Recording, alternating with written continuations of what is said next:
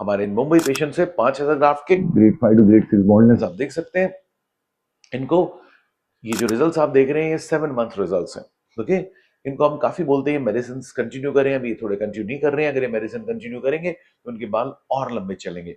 तो क्या हमने इनके बारे में ध्यान देखा, जैसे कि ये दाढ़ी भी रखते हैं। ओके, तो इनके टॉल भी है, ये 5'11" 6 फुट के आसपास।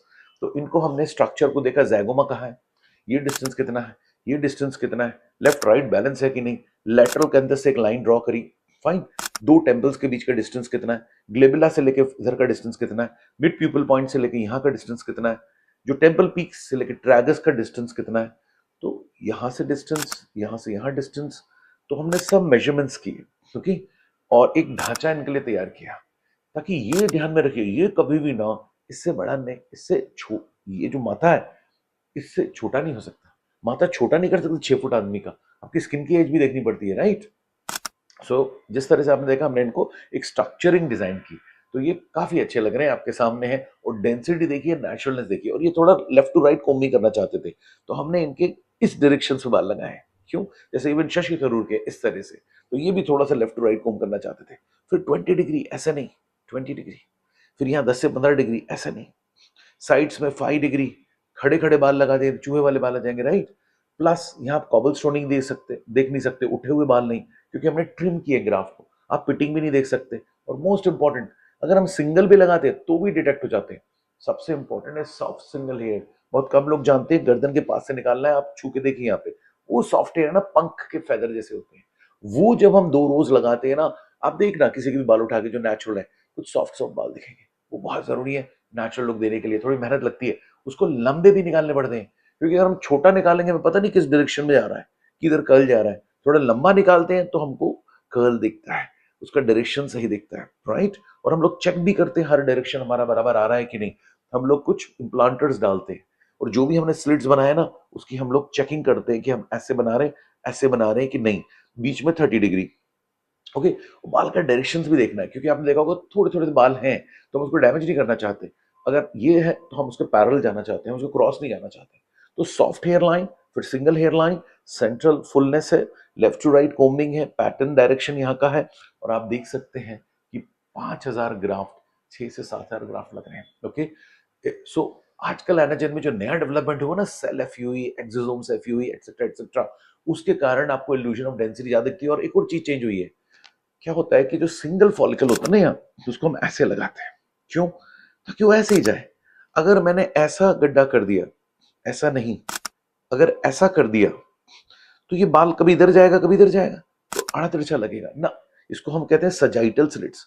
लेकिन जब हम 2 3 4 फॉलिकल होते हैं, उसको ऐसा नहीं लगाएंगे बीच में। क्यों, इल्यूजन ऑफ डेंसिटी नहीं दिखेगी, इल्यूजन ऑफ डेंसिटी नहीं दिखेगी, उसको हम ऐसा लगाएंगे ताकि फैलो फैलो, ऐसा नहीं। एक के पीछे हम 3 4 ग्राफ लगा देंगे, उसकी डेंसिटी कम दिखेगी, और अगर ऐसे लगाएंगे तो डेंसिटी ज्यादा दिखेगी। सोचिए, इसलिए हमारे 4 5 हजार ग्राफ भी 6 7 हजार ग्राफ लगेंगे, हमारे 2500 ग्राफ भी 350 ग्राफ लगेंगे। ये है वो सीक्रेट, इसको कहते हैं करोनल स्लिट्स, आड़ा स्लिट, लेटरल स्लिट। 1% क्लिनिक ऐसा करते हैं इंडिया में, ग्लोबली में भी 2 3% करते हो।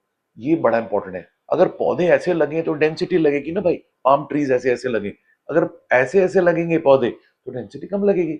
ये वो सीक्रेट है लैटरल थ्रेड, जिससे हमारे 4000 भी 6000 लग सकते हैं। तो और भी चीजें जैसे मैंने बताया, nutrition, DMEM, ATP, hair nutrition, surgery से पहले तैयार करना एंजियोजेनेसिस के लिए, खून की सप्लाई के लिए। जो यहाँ आग लगी थी इनको फादर ग्रैंडफादर से, जिसके कारण ये जेनेटिकली पूरा बॉल्ड हो गए थे, उसको काउंटर तो करना पड़ेगा। आग के बीच में बाल कैसे लगाए, तो पहले स्कैल्प को तैयार करना है एक अच्छे किसान जैसे, ताकि ये फर्टाइल तो हो जाए। उसके बाद ट्रांसप्लांट करना है, एंटीऑक्सीडेंट देना है, थोड़ी डैंड्रफ थी, सेबोरिक डर्मेटाइटिस, उसको ठीक किया, एक आध 2 बॉइल्स थे पहले, उसको ठीक किया, पेशेंट्स को प्रोटीन्स दिए, पेशेंट को हेल्दी बनाया, और फिर ट्रांसप्लांट किया। तो ये कुछ खास बात है। जर्नी स्टार्ट होती है ट्रांसप्लांट के पहले, कि आपने क्या किया, कैसे तैयार किया, मेडिकली फिट है कि नहीं। फिर आपने एक दिन में नहीं 5000, 2 दिन में 5000। क्वालिटी चाहिए, दर्द नहीं चाहिए, सेफ चाहिए, लंबे बाल निकालना है, ट्रिमिंग करना है, सही डेप्थ पे इंसिशन करना है। सफायर स्लिट्स हम भी यूज करते हैं, 6 महीने बाद तो सफायर से भी एडवांस स्लिप आ जाएगी, स्लिट आ जाएगी।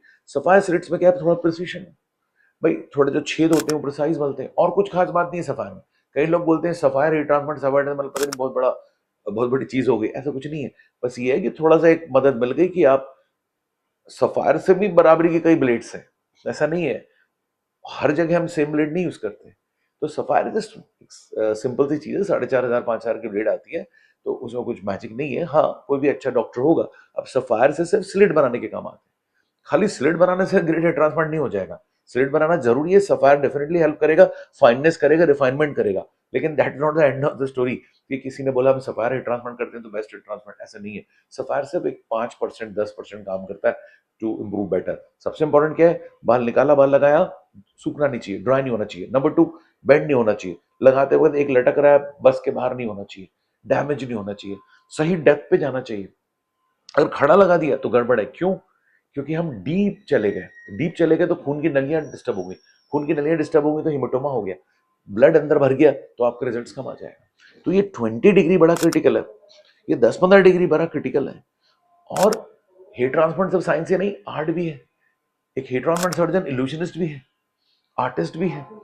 उसको पता होना चाहिए कि मैं किस तरह का स्ट्रक्चर दूं, नेचुरलनेस कैसे लाऊं, और डेंसिटी का इल्यूजन कैसे अच्छी तरह दूं, ज्यादा से ग्राफ। तो भाई हेयर ट्रांसप्लांट बड़ा डिटेल प्रोसेस, अगर आप पैशन के साथ और आप शौक के साथ अगर करते हो तो। हम तो इस एज में पहुंच चुके हैं 56 कि अब शौक ही कर रहे हैं, कि अब we are not just after money any more, we have done good practice into huge practice. हम 35 पे रिटायर हो चुके थे। ओके, सो अभी तो हम passion, want to be one of the best, want to give great work. Of course कोई भी डॉक्टर नहीं बोल सकता सभी सक्सेस हो जाएंगे पेशेंट, 3 से 5% पेशेंट किसी के भी कम ज्यादा होंगे, आप उनको रीडू कर सकते हो। ओके, और आपको कभी टचअप भी देने पड़ते हैं। और बहुत इंपॉर्टेंट है कि पेशेंट मेडिसिन चालू रखे, बहुत इंपॉर्टेंट है पेशेंट थोड़ा स्ट्रेस फ्री रखे, स्मोकिंग वगैरह से दूर रहे। तो डॉक्टर का एक रोल है, 100% रोल नहीं है। सेफ्टी तो रखनी पड़ती है, मगर 0.01% रिस्क तो किसी भी चीज में। सो सेफ्टी के लिए हम अलग वीडियो बनाएंगे। सो आज हमने आपको मिलाया, ये हमारे मुंबई के पेशेंट है, इनका निकाह हुआ, कबूल कबूल कबूल हुआ। हम इनसे रिक्वेस्ट कर रहे हैं कि अपनी फैंसी के साथ आए और हमें बढ़िया से फोटोज दें, और अगेन रिक्वेस्ट कर रहे हैं मेडिसिन कंटिन्यू रखें, नहीं तो बाल गिर सकते हैं।